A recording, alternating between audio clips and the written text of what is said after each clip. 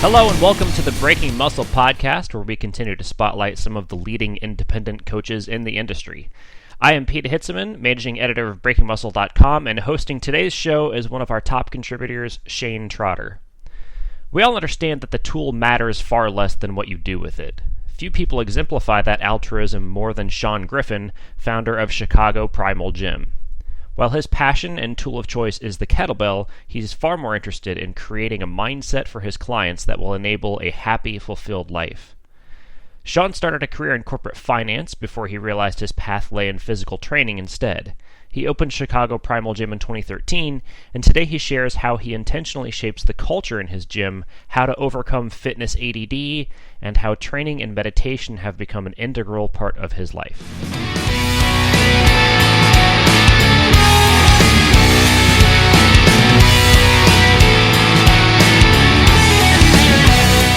Well, today on the Essentialist series, we have Sean Griffin. Sean owns Chicago Primal Gym. He was an intern at iFast with Mike Robertson and Bill Hartman, and he's got some really awesome approach to training, much more than just training. Really, when you look at what his gym's doing, and it's a really neat setup they have there. So excited to have Sean on. And we're going to jump right into our getting to know you round. So this is one-word answers only. Okay. And, I'll do my best. So, all right, let's do it. Without further ado, steak or salmon? Salmon. All right, 1 rep max or VO2 max? Definitely 1 rep max. Gymnastics or martial arts? I'm going to say gymnastics. Okay. Bill Belichick or Pete Carroll? Pete Carroll. The one thing, and this cannot be a person, that you could not live without? My dog, Ziggy. Okay. All right. Favorite TV show or movie ever? Oh, shit. TV show, I love The Sopranos. Okay. You're about to do something awesome. What song do you play? Oh, man, that's so mood dependent. I know I got to give you one word. Well, you know, it depends on what you define as awesome. So yeah, that's right. Put yourself in that scenario. Okay, I think I'm going to play Rain Song by Led Zeppelin. Right on. Very cool. The greatest invention of the last 100 years is? I'm going to say the computer. Personal computer? Definitely. Changed everything. That's how you and I are talking right now. That's right. All right. What's the one place everyone should visit?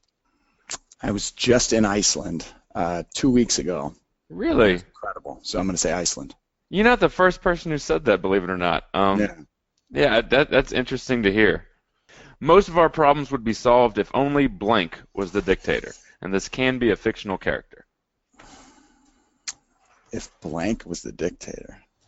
I love The Simpsons, so I got to say Homer Simpson. I don't know if anything would be fixed, but it'd be fun. It'd be fun. Yeah. A few more donuts. That's right. What one word best describes you? Goofy. I like that. Don't take yourself too seriously. Not seriously at all. All right. Now we're going to jump into the questions of depth. All right, we're going deep. We can take these as broad, as wide. We can go off on tangents, whatever. So okay. We'll jump in on those. You got 1 hour of sleep. Do you train anyway or call it and train another day? I am definitely calling it. I probably don't want to admit this as a trainer, but I'm the first one to tap out of a workout if I'm not feeling well. Yeah. So I'd call it. I like to feel fresh when I train. If not, I just kind of go on with my day and train the next day. And that part of your gym is big on challenges, and part of that primal challenge, a big part of that is teaching people about sleep. So is that that's probably what you would suggest to your clients as well? Yeah, definitely. I mean, if you're not fresh, then a workout is just more stress. And I think it seems to me like everyone's already too stressed out and probably not sleeping enough anyway. So certainly on 1 hour of sleep, I'd say there's no way you should be training, because how are you ever going to recover from that? And we look at training from a sustainability standpoint rather than like I wouldn't even necessarily call it a fitness standpoint. We're just not like, though we've got a ton of people getting really strong, we're not as heavily focused on like crushing PRs as we are on just performing on a day-to-day basis and letting the results kind of take care of themselves. So it's always primarily about sustainability for us and lifestyle. Yeah, for sure. Absolutely. What do you when you're talking to a new client, what are your kind of initial steps to talk about sleep? You put them on sleep schedules or talk to them about that?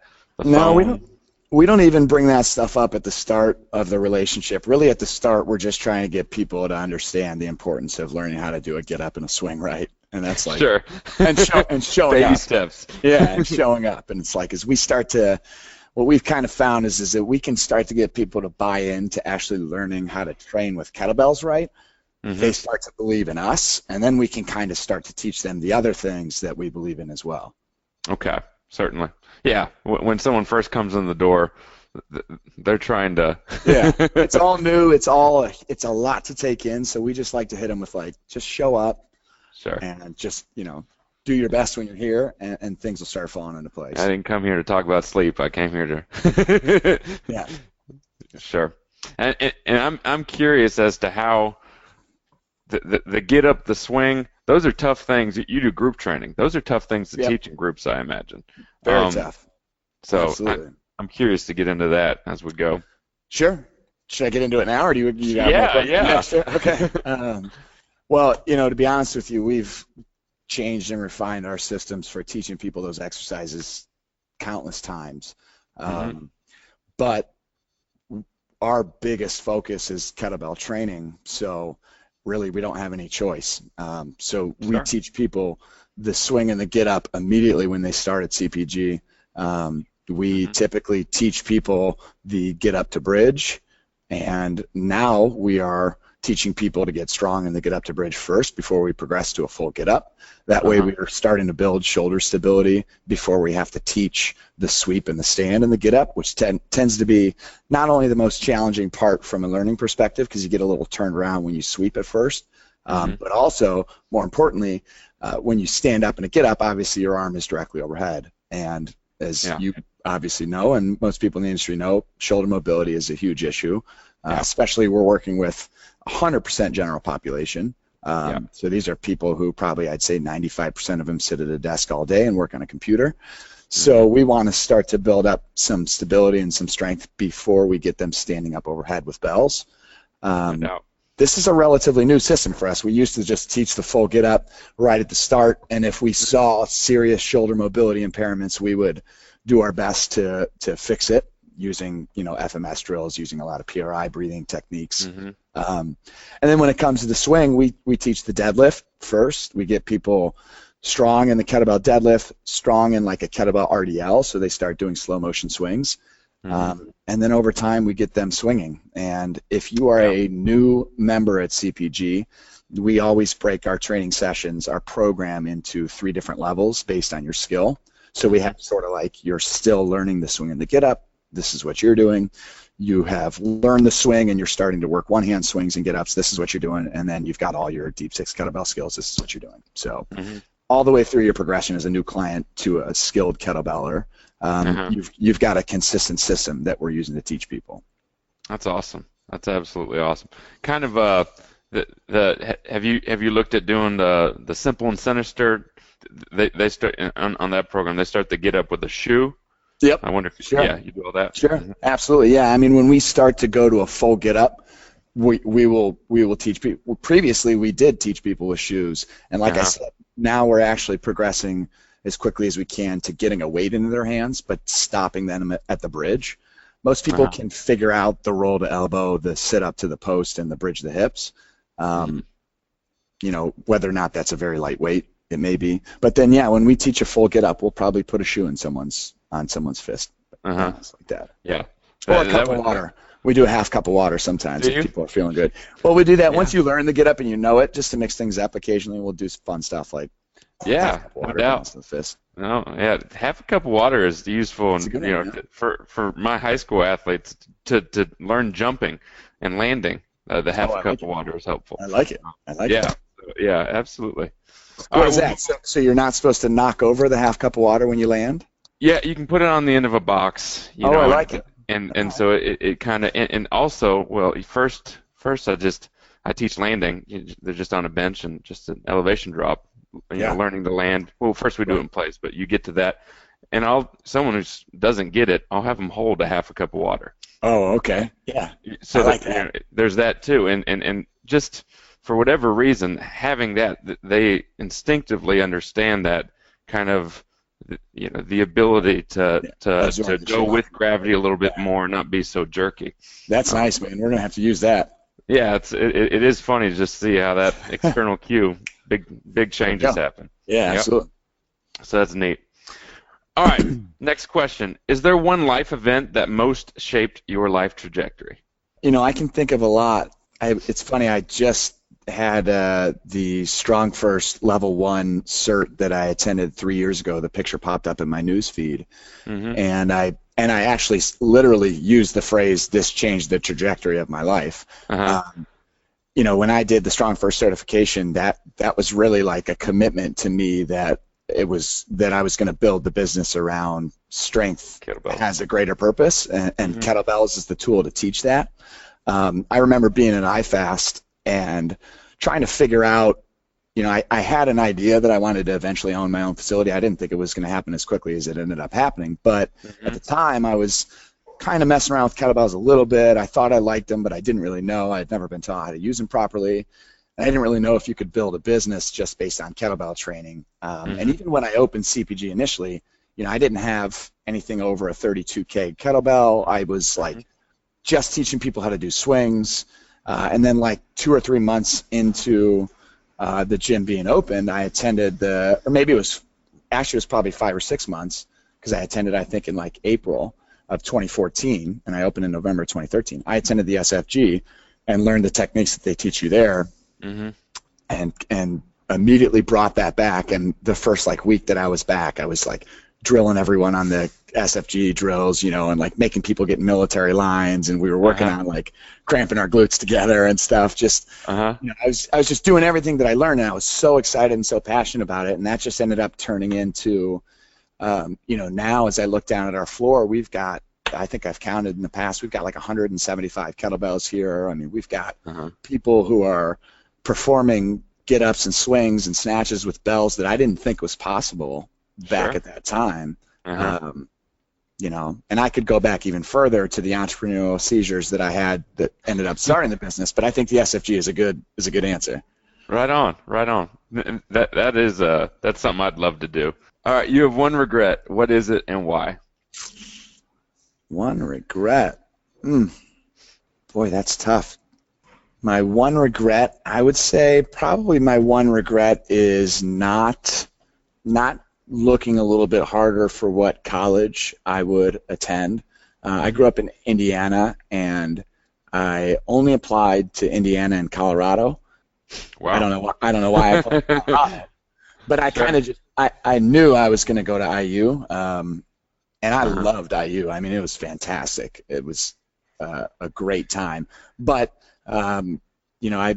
I've been to many other college campuses that I also really liked, and so for whatever reason, that's it. To be honest with you, for the most part, I don't really have any regrets. I kind of am a firm believer that every moment of my life has led to this conversation right here, and I try not to think in that way, I should say. Yeah, certainly. But I would have liked to have gone to like, a different college maybe for a little while. Although I did study abroad in Ireland for a semester, so maybe that kind of cool. that.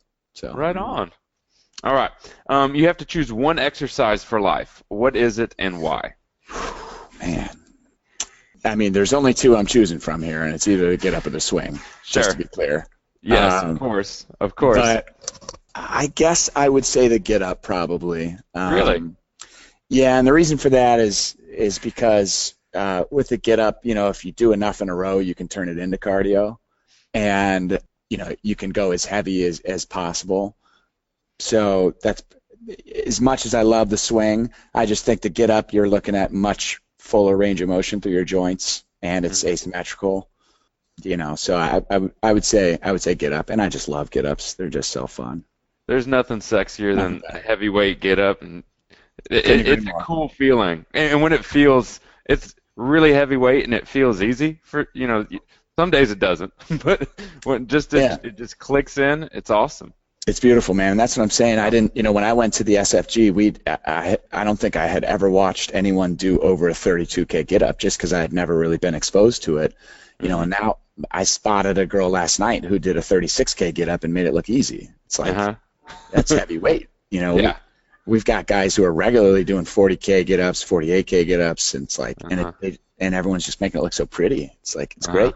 I remember the one time I showed it to a skilled yogi. She was like, it looks like yoga, but with weights. I'm like, yeah. Sure. It's like, well, that's a Gray Cook line. Gray Cook calls it loaded yoga. There you go. The kettlebell swing and kettlebell get up. That's the Pavel simple and sinister plan. But that seems to be the ultimate combination for man. 95% of the population, all their needs. Couldn't agree more. I couldn't agree more. People always come to us talking about, like, I get bored easily with fitness. I like to mix things up, and we bring them in here and we teach them kettlebells, and we press the pause button on mixing things up, and we're like, look, just get strong with this. And what we found is that everyone from former athletes to people who have never trained fitness before to people who think they're going to be bored doing the same thing over and over again, they start to really appreciate how awesome it is to get stronger and to progress upwards and to see that progression. And the swing and the get up are just, they make your body feel really good and really strong. And kettlebells absolutely have the what the hell effect, so they get you really fit too. So it's we regularly have people being like, I just, it's amazing how much stronger I feel and how much more athletic I am and how my clothes fit way better. And of course, that's what you're going to get in fitness, hopefully. But they get it just from focusing on getting stronger in the swing and the get up, and it's great. Yeah, massive carryover and absolutely, in a lot of different areas. Yeah. Absolutely. And we take people who don't move well when they come to us, and they learn how to do a get up, and all of a sudden all their other movements improve. I've seen it too, and I used to have a little bit of workout ADD. I still have it. Sure, as a strength coach, you'll tell people that all the time, you need to stick to a program, see it through. But personally, it was I just want to try everything. I was amazed when I got into kettlebells how I could just, for whatever reason, it went away. I wanted to perfect this challenging move. I wanted to drive forth just here. It kind of helped highlight the benefits of simplicity and essentialism. I agree. I mean, if this is a podcast on essentialism, I mean, the get up and the swing, it's like that's perfect. Sure. It's essential, man. It should be essential to everyone. That's right. Imagine if we taught that in PE. I know, man. My answer. I'm not one of these worship other people type of guys, but my answer was almost Pavel for the dictator, only because how much he loves kettlebells. It's just make everyone do swings and get ups. We would be a tougher society. Yeah, it'd be less BS. What is one training or nutrition myth you'd eliminate from the face of the earth forevermore? Well, on the stuff that we just talked about, I guess it would probably be that you need to always switch things up. It seems like pretty much everyone we meet is obsessed with, I got to change things so my body, is always at muscle confusion. It's like that. There you go. Perfect. Muscle confusion is the one myth. Sure. It's just such bullshit, and I think it's just an excuse for the ADD that everyone has in life. And it's most people just aren't willing to I guess, take a craft and perfect it, because it takes time, and because you get plateaus and stuff like that. So that is a good one.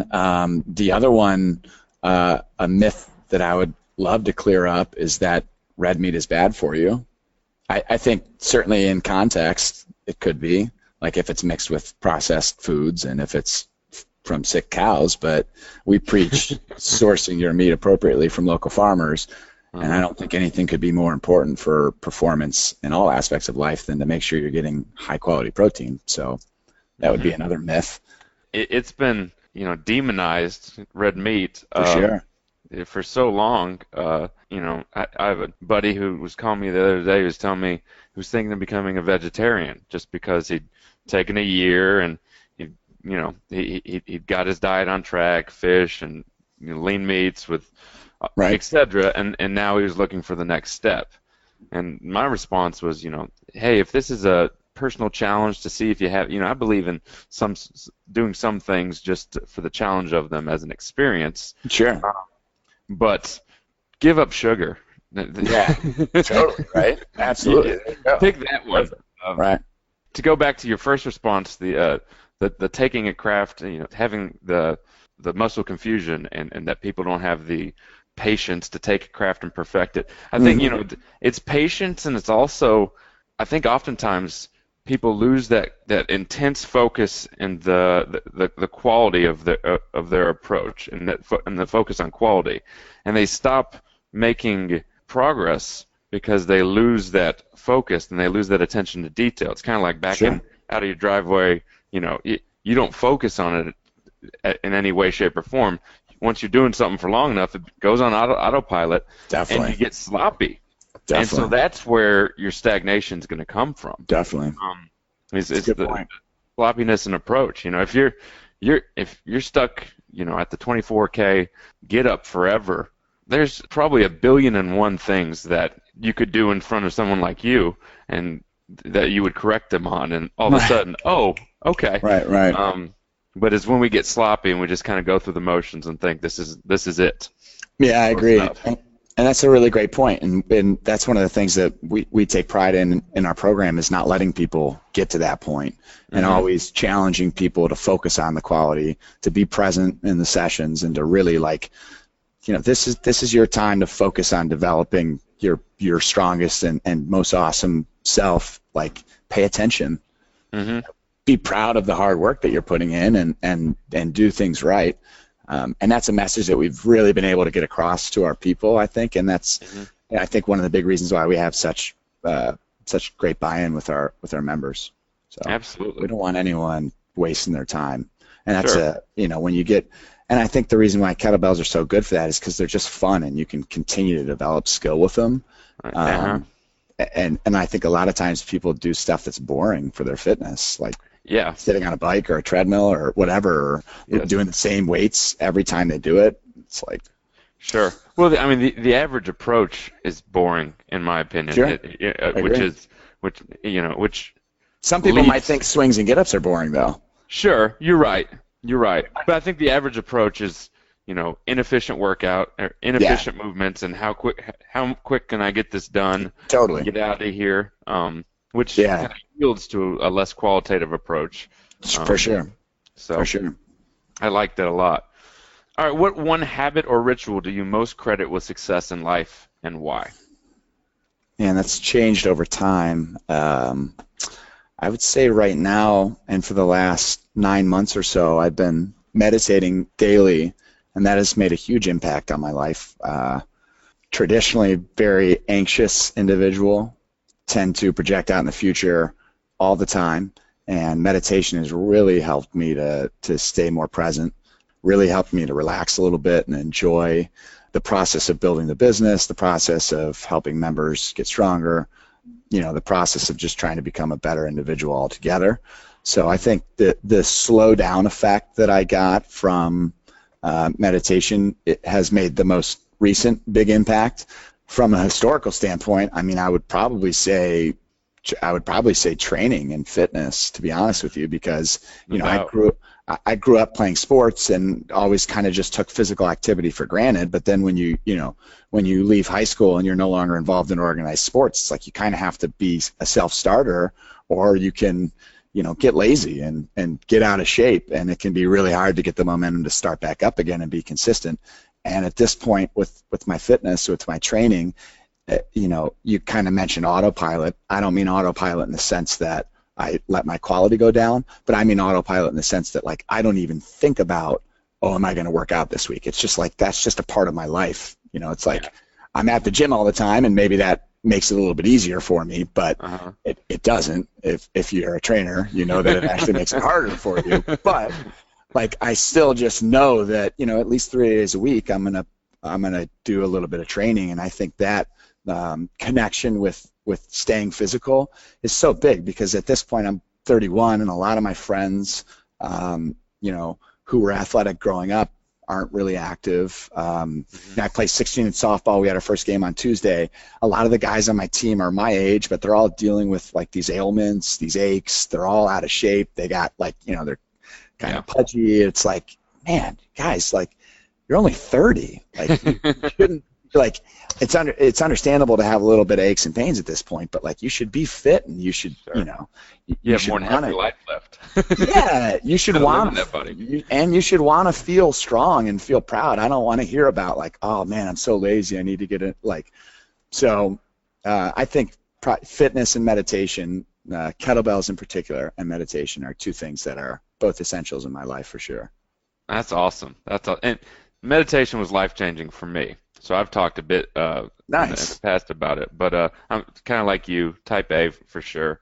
Always going. First thing what's next? Yeah, first thing, every morning when I meditate, my mind immediately starts, you give this a little bit of space, and it goes to a billion ideas and a billion to-do lists, and so it's a constant work to. For sure. For sure. Do you use an app when you meditate? I do Headspace. Headspace, okay, yeah, that's how I got started, and then I switched to Calm, but definitely, Calm? Yeah. But for me, those were game changers. I tried to meditate in the past with no help, and never worked. Yeah. A meditation pillow, a good pillow, and a good guide were the game changers for me. Absolutely. Yeah, absolutely. Yeah, I feel like at this point, the Headspace guy, like I know him. Yeah. No, I felt the same way. He was great. I did at least the first, 60 to 80 meditations were on Headspace, and I felt like I know him too. Andy, he's got that nice British accent. Yeah. Yes. Yeah. You look forward to it. Yeah. The only reason I switched to Calm was because they keep a very simple monthly calendar, and it shows a green circle around the day, and so it was very easy for me to see the connection of continuous days of doing it, and for me those streaks were very motivating. And I remember I built up like a 95-day streak, and I actually broke that streak on the day that the Cubs won the World Series. To clarify, I'm a White Sox fan. But the gym was right next to Wrigley Field, so we had a big gym party that night, and I just was busy the whole day, and I didn't meditate. So, but that was very motivating for me to see that streak. So that's why I switched to Calm, and I just kind of kept with it. What one quote should everyone know and remind themselves of daily? That's a tough question. I would say I don't know who said this, but it's a quote I remember reading a long time ago, and it's something I really took to heart. It's "Be kind, for everyone is fighting their own battle," or something like that. I can't remember exactly what the quote is, but that was, I think in high school I was kind of a mean-spirited, just like down on life, like just felt angry for whatever reason, and I just wasn't always the kindest person. And so as I got out of college and sort of reassessed and kind of thought about how I wanted to be as an adult, for me, kindness was a value that I placed a premium emphasis on. We have a rule here at CPG that it's unconditional positive regard for everyone who's inside the gym, and we take that very seriously here. And so I think, if you can just be kind to everyone and understand that, like, even when people are being shitty, they're only being shitty because they're fighting their own battles, I think it makes it a lot easier for you to sort of just, like, step back a little bit and not be so affected by everyone. Sure. And kindness, like gratitude, for sure, does more for you than the other person, I feel. Totally, man. It kind of changes your perspective completely. Absolutely. You mentioned a rule of absolute positive regard. I've heard that you have a few rules that are really, that I thought were unique and probably a big reason why Chicago Primal has been so successful. Can you go into those? Yeah, what are they? I don't know. Well, I've heard you say at least 3 micro engagements. Oh yeah, I thought that was beautiful. Cool. Yeah, that's okay. Yeah, right. So sort of our coaching system. Yes. I remember. Yeah, Mike liked that word too, micro engagements. Oh, I loved it. Yeah. So, in terms of like the way we interact with our members, first off, when you walk into the gym, you're absolutely going to get your name shouted out by any coach who's there, right? Mm-hmm. Like, hey, welcome, Grant, or whoever it may be. We yell at them, we get excited about them being there, and that right away just makes people know that they're seen and that they're welcomed at the space. And then we talk about micro engagements as there needs to be a personal, one-on-one interaction between every single member in the class, you and every single member in the class, at least 3 times during the class. And that just makes it so, we hear stories all the time about like, oh, I'd go to this gym and like a boot camp and, no one would teach me the proper form, and you got the instructor up there who must look like you and I look right now, like wearing this headset, like sure, Jane Fonda. Just yelling out what the exercise is, and we're just like, that's not acceptable in my opinion, especially given what people are paying us to come and train in groups. We want to make sure that we're over-delivering on the value. And, I learned really, really early on, I think for me it was kind of easy because I never really felt like I was the strongest guy in the room, and I never really cared. It wasn't like I transitioned that into the gym, and there were times where I was like, man, like, oh, CrossFitters are so much stronger, and like, is anyone going to want to come and train at CPG, if they're not getting as strong? And what I quickly realized was that people cared a whole lot more about feeling like they were a part of something and feeling like they belonged. And through that, we got them to buy in, and then we just used the swing and the get up to get them really strong. And now you've got people who are strong on top of a foundation of feeling like they're welcomed, feeling like the coaches care about them, and feeling connected to the people around, because we do all sorts of fun partner games at the start of our workouts and stuff to really get people kind of playing around and goofing off with each other. As I said, if I had one word to describe myself, it would be goofy, and that definitely carries into the way that we sort of run our classes and the way that we really structure our entire training program. So you said partner games. Can you go into that? That's interesting. Yeah. I mean, we're talking simple stuff like, we don't really do a whole lot of burpees in our class. I'd say the only time you're ever going to do burpees at CPG is at the start of a session when you play rock, paper, scissors with someone and the loser has to do burpees. So like that's a partner game. Other times we'll do stuff like set out balance boards across from each other and have people stand on the balance boards, and you have to put your hands up and you get to try and either hit someone's hands or dodge their hands, and you see people falling and bumping into each other and laughing. And we just, we're always trying to find ways to just like cut out any tension and all ego out of the room and like put everyone on equal footing. Like a great thing, this isn't a game, but like we do like a runway workout, which is like a nice dynamic, like high knees, skips, stuff like that, crawls, and then we'll circle up and we'll always do some more like joint mobility type stuff.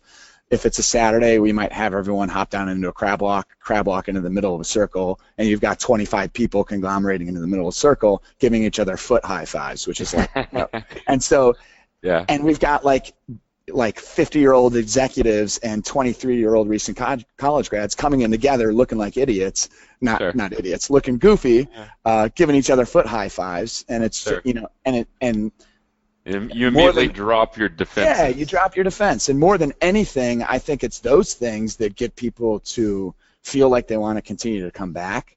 And it's like we talk about perfecting our program, and I think in a general population group training program, what we have found over 4 years is that it doesn't matter what your program is. It should be good. We're going to give you the benefit of the doubt that you're writing a high-quality, sustainable program. But for the most part, it's going to be rare that you're going to get people to show up consistently month after month, and be really consistent and hit each workout in the program. So that stuff is kind of all moot in a way. Sure. The most important thing is, do they want to continue to come back over and over again? And over time, they're going to get exposure to doing a lot of get-ups with different weights, different rep schemes, a lot of swings, a lot of other kettlebell work, and then the other conditioning and strength work that we do. So that buy-in that we give them through partner games and through different sort of goofy, totally non-fitness, playful stuff is really important. Definitely an essential for CPG. I like it. Yes, I saw on the website you had Tribe, Fitness Tribe. Yeah, for sure, man. And I think that kind of goes. I love I read the book Tribe. Sebastian. I'm reading it right now. Yeah. Gosh. Man, is that good? Holy shit. And it just changes the way you see the world. Can I cuss? Yeah. Okay. Sorry. No, I mean it's. But I would imagine that's very helpful in kind of creating that tribe concept. And I think certainly when you read that book, what is more needed in society? Right. You provide people things with value, and you're gonna be successful. Yeah. That's valuable. Oh, I think you're right, man. I was reading that book. I have read things in that book like, oh man, that makes so much sense of like why that has worked so well for us, or like why that has made such a big impact. And it's like putting a little bit of science behind it. And you know, I don't really know a whole lot about the military, but the information that he's giving is just incredible. And it's understandable. You know, he talks about how like people, they miss war because of the camaraderie and because of the tribal effect of being in that setting. Purpose in the community. Yeah, right. And one of the things we talk about a lot here is that like we pretty much just make the assumption that our members, this isn't like, I don't want to sound bad about this, but we assume that they don't really have any other physical or community outlets in their life. We just make that as a base assumption to say we need to give them all the fitness and all the community that they need to be happy and to feel fulfilled. We need to provide that in our business, and if we don't, we're failing them. And so that drives us to always think about how can we enhance the tribe experience, how can we really make people connect on a deeper level than just coming in here and sweating for 60 minutes and then getting out. You know, it's like, and I think that's a great, you know, I think that's the reason why something like SoulCycle is so popular. Like you and I would probably look at it and be like, what you're going to sit on a bike for 60 minutes and that's going to be your fitness? Like you just sat all day, right? Sure. But then you hear people talk about SoulCycle and they talk about like riding as a pack and like the way that the music and the beat carries you and stuff, and you start to understand like, oh, they're just getting that like tribal effect, and by the way, they happen to be getting at least more than not doing anything from a physical standpoint. So no doubt. They're getting a massive benefit in their life, you know, that's equally balanced between the fitness that they're getting and the effect that you get from being a part of a community that you feel like you belong to and that you feel like provides positive benefit into your life. I think everyone needs to read that in the fitness community. I would totally recommend it. Good segue. You can read only one book. What is it and why? Yeah, that's tough, man. And this is one of the questions I saw in your email, and I was like, man, I'm going to have to pick the book here. I have these 5 books that I always give as gifts to anyone who I feel like needs the book. But if I had to pick just one, I think I'm going to go with The 4 Agreements by Don Miguel Ruiz. That was a gift that was given to me by my friend Casey like maybe 5 years ago. Probably one of the only Christmas gifts I've ever gotten from someone who wasn't a family member of mine or like a significant other. And he gave me this book one year and I read it, and it was just like, it changed my life forever. There's a few books that have done that, but that's the one that, like, if I had to give a single book to someone, it would be that book for sure. 4 Agreements. What are those 4 agreements? Do you know off the top of your head? Oh yeah. Be impeccable with your word. Take nothing personally. Make no assumptions, and always do your best. And those, as you read through the book, it's a very simple book, but like those messages just make so much sense. You know, and he talks about how just focusing on any one of those 4 agreements can literally transform your life. And I found that to be totally true. And we require everyone who's a part of our team to read that book. And we always like catch each other like, oh, you're making assumptions, or oh, you're taking that personally, or you know, we'll get into the gossiping about other people or other gyms or other whatever it may be, and we'll find ourselves saying, no, we got to be impeccable with our word. We got to, you know. And I'm not saying that we're perfect with it, for sure, but sounds like a strong value system. It is. It's a really strong value system, and you know, if you look at just being impeccable with your word, meaning not saying anything against you or anyone else, if you really stop for a second and think about what your life would be like if you never, ever said anything negative about anyone or yourself or any situation, you'd transform everything. And Yeah. I've never been successful at doing it. I tell myself it every day, but just even starting from that frame of reference makes things, I think, just so much better. Beautiful. Have you heard? Go ahead. Sorry. That would be my one book. You have only one lesson you can impart on the next generation. All will adhere 100% to this advice. They will absolutely ignore any subsequent suggestions or advice. What one lesson do you communicate? Well, I've already used up be impeccable with your word, and I already used up be kind for everyone's fighting their own battle, so I can't use either of those. So I think I would probably use be present as my number one lesson.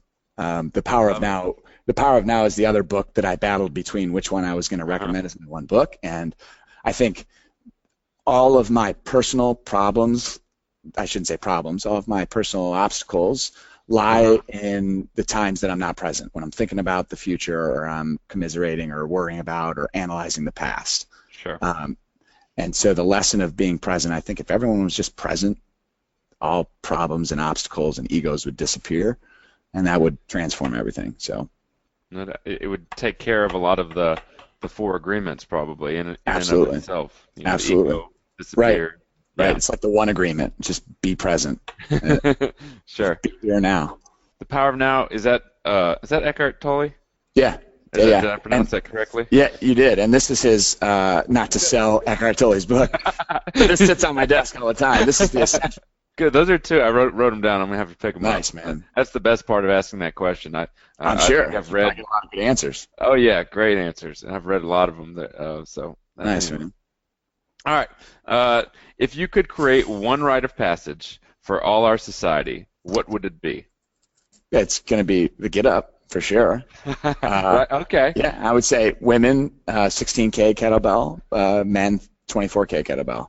And that would be the rite of passage. And I just think, I think too many people are way too weak, and that is their number one problem as it pertains to fitness and just overall quality of life. Just we become a weak society because your physical strength is no longer necessary to keep you alive. So, it's easy to let that go. And you're not harming others. And a lot of rites of passages, I think, probably and historically have harmed others. Like he even talks about that in Tribe, right? Yes. So. Yes. Well, and I think there's so much, training is a microcosm of life. There's so much that can be imparted through the process of having a physical challenge. Totally, man. Like a 24K get up. Yeah. And you talk about being present. Well, you certainly have to do that to accomplish a certain level. Totally. So that's truly, the power of now, right there. There you go. Talk about a qualitative approach, all those things, kind of, that I think certainly would be valuable. Right. Very cool. Well, those are all the questions. Man. What are you working on now, and how could listeners find you?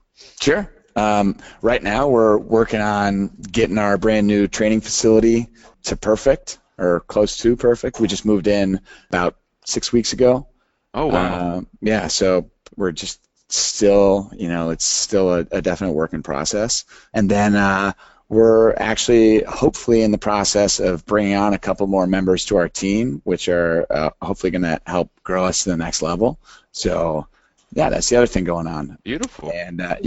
A lot of big things. A lot of growing. A lot of big things. We're trying to go to the next level for sure. I imagine the move was scary. Yeah, it was scary, man. But we I've done a few things from a financial standpoint in my business. From a managing, I graduated from IU with a finance degree, and so I just had that mindset for making sure all that stuff was well managed and taken care of. A lot of attention to detail there, and some of the systems that we have in place have really given me the confidence to move forward with a big move and to take on obviously a larger space, more employee responsibility and stuff like that. But in terms of people finding me, chicagoprimal.com is our website. I'm on Facebook. I'm on Instagram at Chicago Primal. I don't really post stuff very much. I hate to say it. But you can definitely find me on Facebook, Chicago Primal Gym. We post a lot on there. We're always sharing when people are hitting new mastery moments like PRs or transformations, so you can certainly see all that stuff there. Very cool. I'm in Chicago, up in Lakeview. So anytime anyone is ever in Chicago and wants to come train kettlebells, come and see me. Certainly. I've already mentioned, I have a couple buddies there, and I've already mentioned you to them. Hell yeah. Whenever I do get up there, I'll be sure to stop in. That's awesome. I like it, man. I like it. Awesome. Cool. Thank you for having me, man. It was nice talking with you. It was great talking to you, Sean. Absolutely. We'll talk to you later, all right? We'll stay in touch. Sounds good, Shane. All right. Bye. All right, buddy.